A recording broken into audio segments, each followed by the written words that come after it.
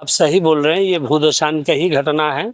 ये क्षेत्र जो है ना 1891 से 1945 तक डीपिलरिंग तरीके से काम किया गया था। उस समय करेंगे नहीं, वो भाग रहे हैं।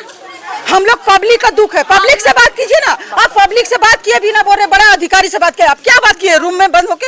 हम केंदुआ में जिस जगह पे 4 लेन सड़क धंस गई है, भूदशान की घटना हुई है, यहाँ 4 माह पहले भी गैस रिसाव की घटना हुई थी और अभी नाराज महिलाओं ने बीसीसीएल जीएम का घेराव कर दिया है। एरिया जीएम का घेराव कर, हालांकि जीएम अभी हम लोगों से बात करके निकलने का प्रयास कर रहे थे, इसी बीच घेराव कर दिया है। क्यों घेराव किया है और पूरे मामले में बीसीसीएल जीएम ने क्या कुछ कहा है, सुनाते हैं हम आपको। आप सही बोल रहे हैं, ये भूदशान का ही घटना है। ये क्षेत्र जो है ना 1891 से 1945 तक डीपिलरिंग तरीके से काम किया गया था। उस समय इधर जंगल एरिया था। उसके इतने सालों के उपरांत यहाँ पर जो है नीचे का जो छोटी छोटी स्टूक रहती थी वो सब नेचुरल ये तरीके से प्राकृतिक इससे खत्म हो गया है। तो उसका ध्वस्त नामने का ये है। हम लोग विगत 3 दिसंबर को यहाँ गैस प्रभावित क्षेत्र के रूप में कुछ सूचनाएं पाए थे।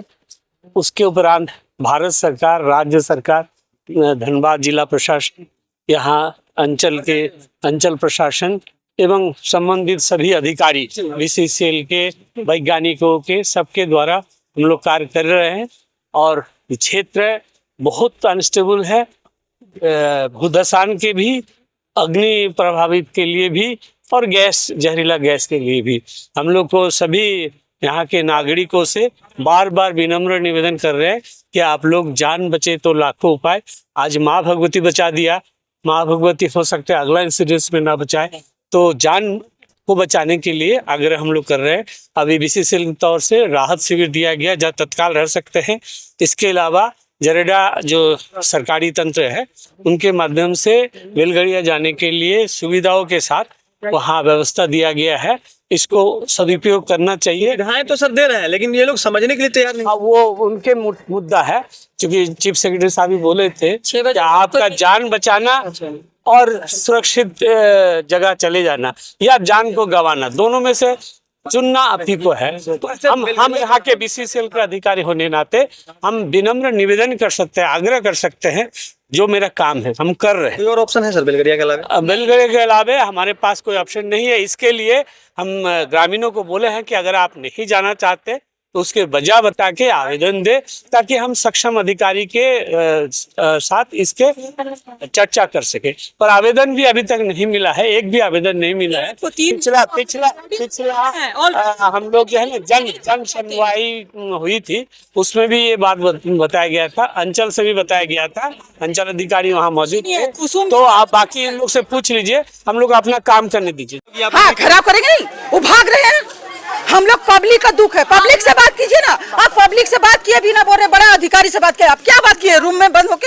हम लोग तो सुने नहीं। हम लोग को लिखित आप दीजिए और लिखित दे के आप हम लोग से साइन मांगते ना, हम लोग दे रहे हैं, हम लोग साइन कर रहे हैं। क्या डिमांड है आप लोगों का? हम लोग का डिमांड है, हम लोग को चाहे कार्मिक नगर में दीजिए, चाहे भूली में दीजिए, कोयला नगर में दीजिए, और जितना हम लोग रूम पे खर्च किए वो पैसा दीजिए। बेलगड़िया में नहीं जाएंगे, उससे पहले हम लोग आत्मसमर्पण करके यहाँ आत्मदाह कर लेंगे, लेकिन नहीं जाएंगे। और जीएम समझेंगे। मेरा नाम स्वीटी दास है।